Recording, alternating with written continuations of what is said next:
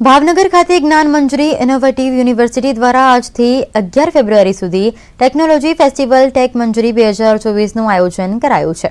4 દિવસીય technical festival ઇવેન્ટમાં arts, commerce, science, engineering અને ફાર્મસીના વિદ્યાર્થીઓ દ્વારા તૈયાર કરાયેલ 100થી વધુ પ્રોજેક્ટો મૂકવામાં આવ્યા છે। વિદ્યાર્થીઓને પોતાની સૂઝબૂઝથી તૈયાર કરેલ આ પ્રોજેક્ટમાં પૈકી biodiesel pump, mini tractor, hybrid bike, robot, bubble house જેવા પ્રોજેક્ટ લોકોને ખૂબ પસંદ આવી રહ્યા છે।